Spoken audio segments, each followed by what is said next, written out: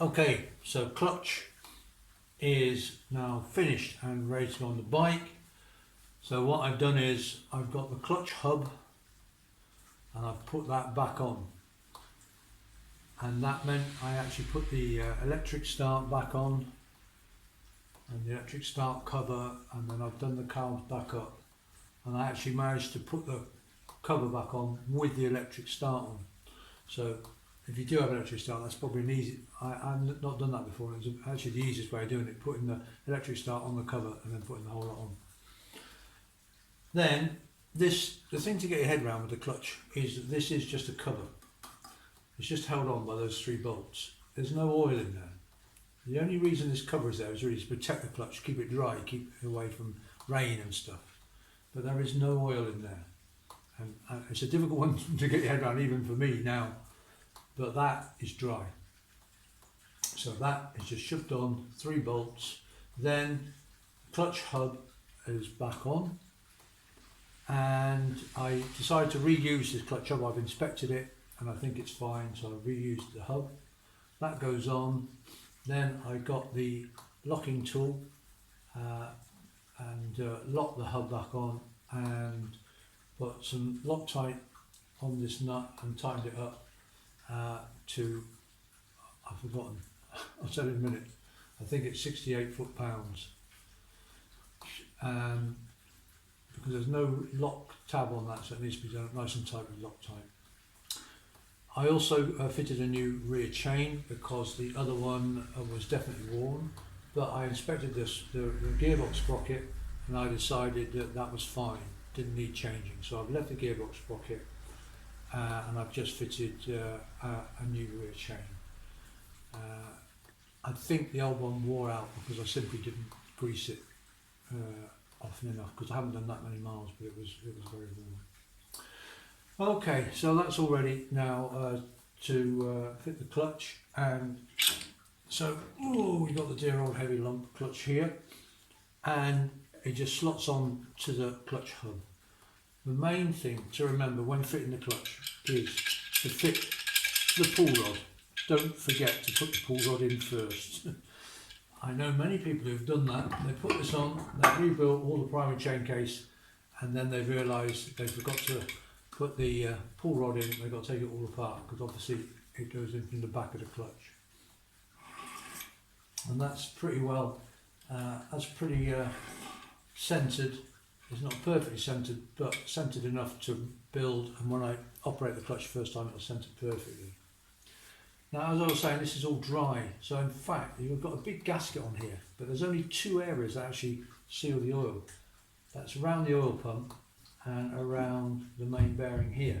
All this is dry, there's no oil there. There's only oil around the oil pump, and there's only oil coming through that main bearing into the primary chain, which is in front of this, and then the primary chain in front of this is full of oil, but that isn't. So all this is dry. And I don't know if you can see, that's why on these bikes, just here, there's a little slot, there's a little opening. And when people look from underneath, they think, oh crikey, what's that opening for? I must be leaking oil out of that. That is actually just a drain hole, so that if, so that any moisture or anything that gets in this gap can simply just drain out of that hole there. Because, as I keep saying, yeah, that's all dry. So then there's 2 oil seals on the oil pump, one which is there in the casing. You probably can't see it, but there is an oil seal, an O-ring there, and then there's another O-ring actually in the casing. I'm not going to replace mine because they're fairly new and I'm fairly happy with them. Then there's the main oil seal on the back of this inner casing, which we're going to put on in a minute. And that stops any oil in the primary chain case going through into the dry clutch, and that's a very important oil seal.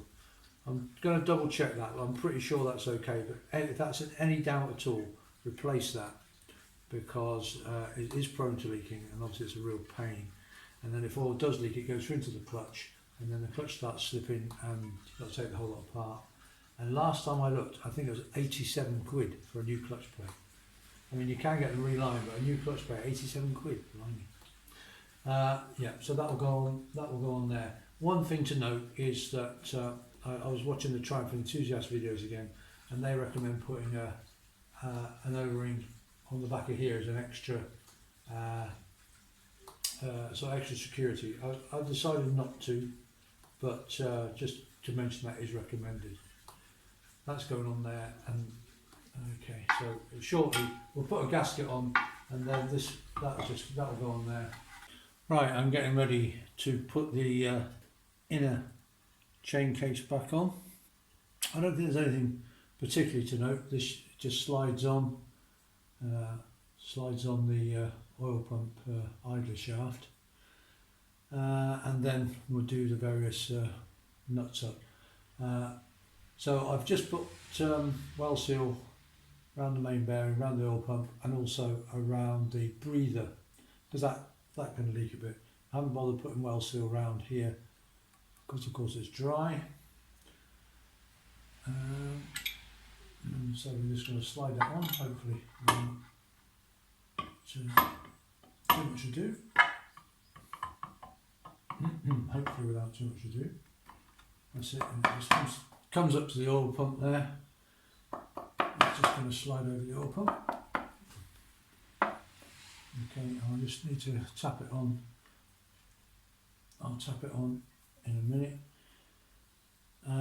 And then it's simply a case of going around and putting the various screws back in, and these spacer bolts, and in the inner casing there, and that's the inner cover on now. Just tapped it home, and then all the Allen screws are in. Don't forget there's a long bolt goes in there. There's a long bolt up there. There's the two outer Allen screws here and here, and don't forget there's strangely spaced Allen bolts inside the cover. Don't miss them, and of course that one under there. Only real item of note is that when I put these the bolts on that go into the engine plates, what I do is I loosen this centre nut, and I loosen the centre nut on the engine plate on the other side, and then do this up tight, and then sort of turn by turn I do up the two centre nuts either side to give so that the engine can centralise itself. Just beginning to reassemble the primary chain case. So the first thing to do is to put the oil pump gears back in. So there's a sprocket, just slides on the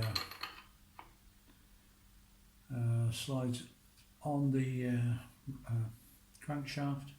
Then the idler gear slides on the idler gear shaft, and then surprise surprise, the oil pump gear slides on the oil pump. You can't really put them in backwards, but if you do, you know, they won't fit. You know, they won't mesh the gears. So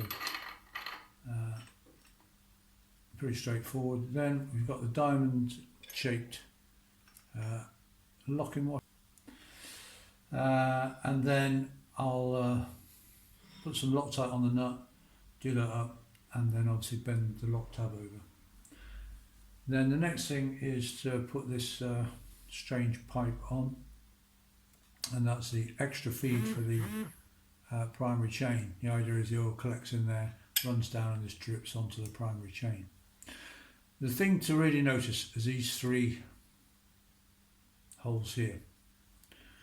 Now the top one and the bottom one are to hold the outer casing on, and they're the two screws, two Allen bolts that go in the middle of the casing, and this screw here is to hold this extra oil feed on.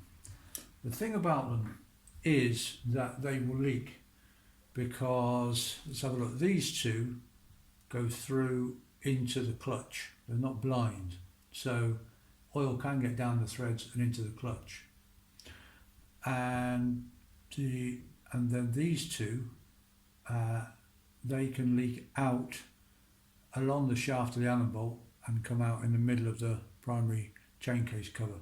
So that's why there's this weird gasket thing, which I've lost. There's a weird sort of gasket. You think, why is that gasket in the middle of the primary chain case? It's because the bolts go both ways, into the clutch and out into the outer casing. So if they're not sealed properly, then oil will work its way either out this way or into the clutch. So I've just made a little gasket which I hope is going to work, and it will just go on. It just goes on there. But that's why the gasket's there, is because these holes go through both ways and oil can leak. So I'm just going to put that on, and then that's finished at the moment as far as we're going to go, because the next thing we're going to do is then prepare the clutch shock absorber, take that apart, check it before we put the primary chain itself back on.